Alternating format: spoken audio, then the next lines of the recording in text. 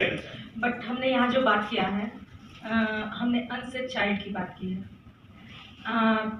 मैं हिंदी में he speak करूँगी। जैसा कि मैंने देखा है, हम लोग तो इस पर वर्क ही कर रहे हैं, बट हमने देखा है जो भी रेप के केस होते हैं, मर्डर के केस होते हैं, किडनैपिंग के केस होते हैं, वो लगभग 6 साल से ऊपर के बच्चों के साथ ज़्यादा हो रहे हैं, जिसके लिए गवर्नमेंट ने हमें स्कीम दी है कि उज्ज्वला प्रोटेक्शन और रिहेबिलिटेशन होम, उसमें उन्होंने 3 हमें टारगेट दे दिया है कि आप वनरेबल चाइल्ड को शेल्टर दीजिए, आप विक्टिम्स को शेल्टर दीजिए, आप सेक्स वर्कर को शेल्टर दीजिए।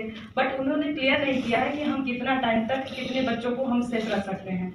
और उन्होंने स्कीम में ये एक्सप्लेन कर दिया है कि आप वनरेबल चाइल्ड को रखिए, टारगेट ग्रुप में भी उन्होंने दे दिया है कि आप इतने ईयर से इतने ईयर तक रखिए। बट उन्होंने बार बार उनका कहना ये है कि ये बच्चे अनसेफ कैसे हैं, क्योंकि इन्हीं बच्चों के साथ होता है। अगर ये किया गया है कि अगर जो बच्चे जिस एरिया से हैं उस एरिया में इस तरह का कांड हो रहा है, तो उन बच्चों को अगर हम रिहेबिलिटेशन होम में सेफ रख सकते हैं, तो क्या हमारा सेंटर ऐसा नहीं कर सकता? हमारा सेंटर हम ऐसा नहीं कर सकता, बट उन बच्चों के साथ ही आगे चलकर केस होने की संभावना है। चलो, आपने आगे बढ़ा दिया। और कोई क्वेश्चन? एनीबॉडी?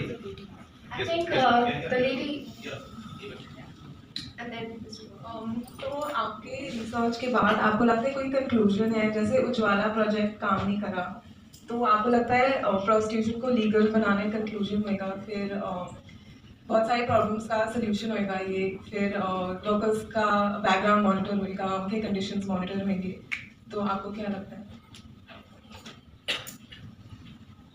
ये स्कीम तो बनाई गई है ओनली सेक्स वर्कर के लिए, बट इसमें इन्होंने टारगेट ग्रुप कई लोगों को ले लिया है, कई टारगेट्स ले लिया है। लेकिन इस स्कीम में जो हम ओनली अगर सेक्स वर्कर को रखते हैं, तो उन्होंने भी हमको टाइम बाउंड कर दिया कि आप इतने पीरियड से इतने पीरियड तक ही रखिए। बट हमको रिहेबिलिटेट करने से फायदा क्या है कि वो फिर जाकर फिर उसी प्रोस्टिट्यूशन में चले जाते हैं। उसके लिए हमारे पास कोई ऐसा गाइडलाइन में उन्होंने आदेश नहीं किया कि आप इस ऑर्डर से बच्चों को सेक्स वर्कर को आप रख के फिर उसके बाद इनको कोई गवर्नमेंट स्कीम में या कोई भी ऐसा इनको बिजनेस करवा दीजिए या कोई ऐसा एम्प्लॉयमेंट दे दीजिए कि वो फिर उस बिजनेस में ना जा पाए।